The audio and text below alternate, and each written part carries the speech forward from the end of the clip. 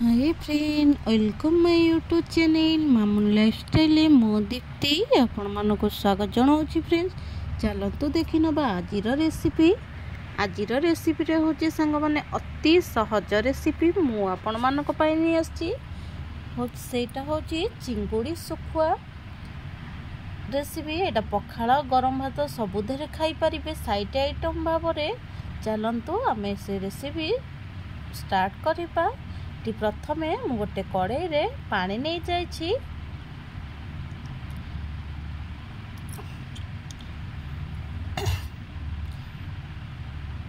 एबे पानी टिके जस्ट ताती आसिले आम चिंगुड़ी सुखुआ ये देखि पारथिबे रखिचे, जोटा कि नई चिंगुड़ी सुखुआ।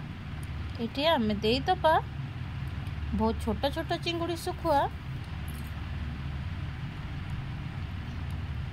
मुझे चिंगुड़ी सुखुआ जेहेतु मु जड़े खाइबी से हिसाब से मुझे आपण कम बेसी करें। ये मोर पानी टिके ताती आसलानी आम ए चिंगुड़ी सुखुआ को देदबा। सांग माने मु जो रेसिपी आपण मानक सहित शेयर करे जेमिति कि आपण मानक अति सहज रे घरे मिल जाउथबा जिंस ये देखि पारथिबे। मु आपण मानक सहित कथा बा भितर चिंगुड़ी मध्य भल भाव सिझी आसिलानी। एटा कौन जो समुद्र कूल बाली रे किंबा नई बाली रे जो पके दी थांती से बाली मध्य छाड़ी एमती चिंगुड़ी सिझीगला जमती आम भजा चिंगुड़ी माने कंचा चिंगुड़ी की भाजिला पर जो भाया स्मेल टेस्ट आसता है से भाया टेस्ट दवापाई प्रथमे आम चिंगुड़ी को सिझे नवा। एबे ताकू ठंडा पानी रे पकई दबा। ये आपण माने देखि पारथिबे जी भी कहबो चिंगुड़ी माछ सांगे सांगे माने बच्छा हेची धुआ हबो बोली, किंतु एडा सुखुआ सांग माने एटी हम चिंगुड़ी सुखुआ रे हलदी लुण स्वाद हिसाब रे देई दबा।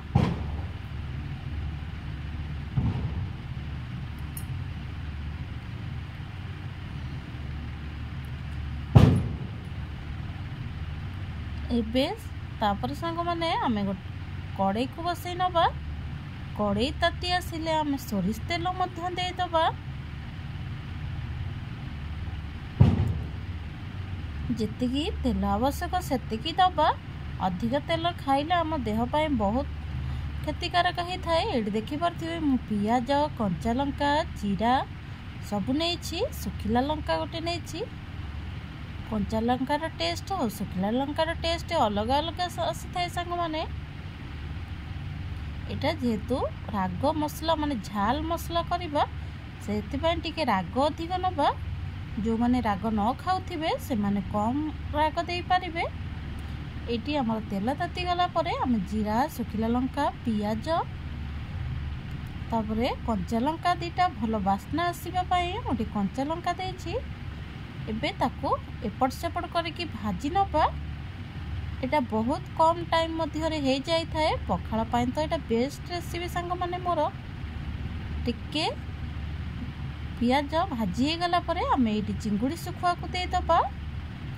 पूरा पियाज को आमे जारी देले सेटा कोन होबो ना सांग माने चिंगुड़ी भाजीबा भितर से पियाज पूरा पड़ी जाइथिबो। सेथि पई हमर दर कंचा पियाज थिबा अवस्था रे आमे एटी चिंगुड़ी सुखुआ को दे दबा। एबे हमर टिके हेई आसिलानी। एबे आमे तादरे माछ मसला दे देबे। जद आपण कोनोसी भी मसला नहीं पारिबे। बहुत कम तेल और बहुत कम समय रे पखाळ पाई एक स्वादिष्ट आइटम रेडी हो गला। आपण चाहिए टमाटो ऐड करि पारिबे, किंतु मु टमाटो ऐड करि नाही जेहेतु बहुत कम समय रे हमें एटा खाइबा प्रस्तुत करिबा। टमाटो न देले मध्य चलिबो। एटी देखि पारथिबे बे मोर पूरा टेस्टी वाला चिंगुड़ी सुखुआ मसला रेडी हो गला। चलंतु एबे पखाळ भात सहित आमे एंजॉय करिबा। आपण मानको जदि मोर एई भिडियोटी भल लागि थाए निश्चिंत गोटे लाइक करिवे, कमेंट करिवे और सांग मानक सहित शेयर करिवे। मु तो चलिली पखाळ खाइबा पाए। आपण माने जानतु एई भली रेसिपी बनातु आ पखाळ खाइके एंजॉय करंतु। कहंतु मते केमिति लागिला। रहउची नमस्कार।